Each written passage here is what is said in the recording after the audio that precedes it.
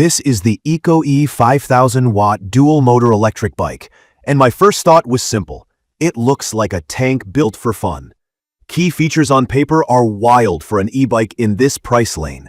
Dual motors advertised to a combined 5,000 watt, a 60-volt, 32-amp-hour removable battery, 26x4 fat tires, full suspension, and a pile of included accessories like a mirror, phone mount, bottle setup, and a reinforced rear rack. I went in excited but cautious, because I'd already noticed different retailers describing the same model with very different top speeds. From my experience, the truth sits between the hype and the fine print. I took it out of the box, tightened everything, aired the tires to 20 to 25 psi for mixed terrain, and rolled right into a week of pavements, gravel, and a couple of steep fire roads. In my opinion, this bike aims to deliver motorcycle-style torque in a bicycle package, and that has trade-offs. It's not a small commuter. It's a power cruiser with pedals. The frame is 6061 aluminum, and the welds look clean. The paint has a satin sheen that hides scuffs better than glossy finishes. The cockpit is wide and stable, with a simple LCD in the center and basic controls on the left. The LCD is clear in daylight and shows speed, battery bar, trip, and mode. The 26x4 tires give it a squat, purposeful stance that just screams sand, snow, and sketchy roads. The suspension is firmer than I expected out back and a bit plusher up front. That combo keeps the nose planted when you're on the throttle. Weight is the one thing you feel every second you're not actually riding.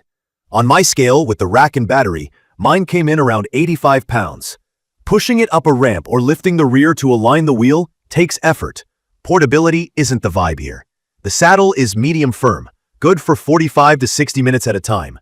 After that, I wanted padded shorts or a different seat. Brakes are dual discs that bite confidently without being grabby, and the levers have predictable throw. Ergonomically, I'm 5 feet 10 inches and felt centered and comfortable.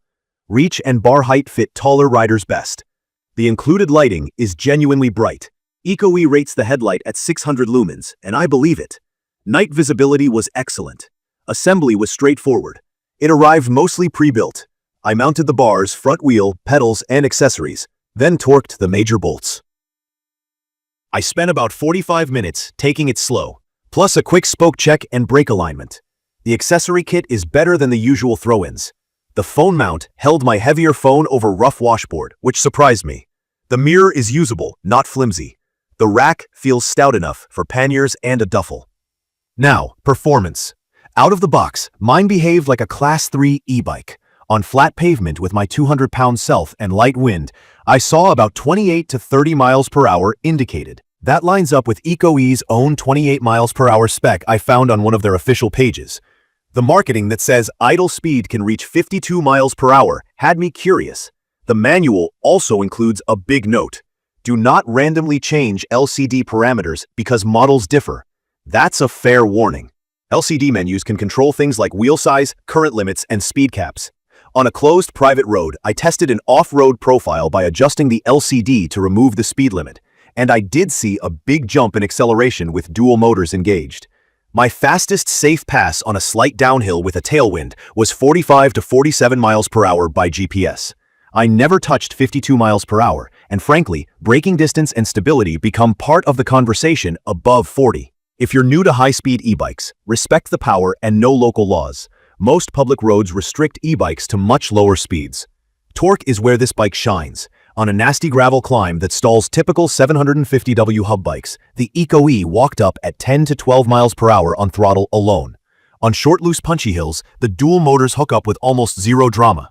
Fat tires and low pressures put a big patch on the ground, and the suspension keeps the rear planted. That tractor feel is addicting. Cornering on gravel is stable but not quick. You steer more with your hips and look far ahead because the bike's mass wants smooth arcs, not tight flicks. On rocky chatter, the frame can pass a bit of buzz up through the saddle even with suspension, so I backed off tire pressure slightly and it helped. Range for me depended entirely on how I rode. The 60-volt 32-amp-hour pack is about 1,920 watts. On throttle-heavy mixed terrain with lots of climbs, I got around 20 to 25 miles before I wanted to stop, at roughly 20% remaining. on paved paths using pedal assist levels 1 to 2 at 15 to 18 miles per hour. I stretched it into the 40 to 50 mile zone. Could you see 80 miles? Maybe at low assist on flat ground with a light rider, but that's not how most people will ride a dual-motor fat bike. Charging from near empty to full with the included charger was an overnight job for me, roughly 7 to 9 hours depending on how low I ran it. Durability and small notes. Alt stayed tight after the first shakedown. I still rechecked everything after the second ride. The derailleur shifted fine after a small barrel adjust. The LCD interface works, but the UI isn't as modern as some mid-drives. It's simple and gets the job done. The brakes bedded in nicely after a few hard stops. I didn't notice alarming heat fade during long descents, but I feathered early and often. About specs and consistency, here's the honest part. I confirmed my unit is 60 volts by the charger label and LCD voltage readout. I've also seen other buyers online report receiving lower voltage, lower power units under similar listings.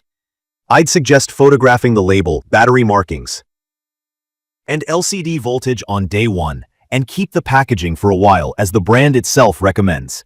That way, if anything doesn't match the listing, you can get support quickly. I'm not calling anyone bad. I'm saying there's variance across retailers, and being meticulous protects you. Key features that sold me after riding were the torque, the planted feel from the fat tires, and the included accessories that I actually kept on the bike. The headlight is bright enough to rely on, the rack is genuinely useful, and the dual suspension makes rough streets feel tame. In my opinion, the value is in how it conquers bad surfaces and steep grades with ease. I also like the 330-pound max rating. Hauling groceries in a backpack didn't faze it. What bugged me is the weight when moving it around the garage, the long charge time if you empty the pack, and the LCD menu that feels a generation behind. I'd also love a clearer, unified spec from the brand about the locked versus off-road speed story, so buyers know exactly what to expect.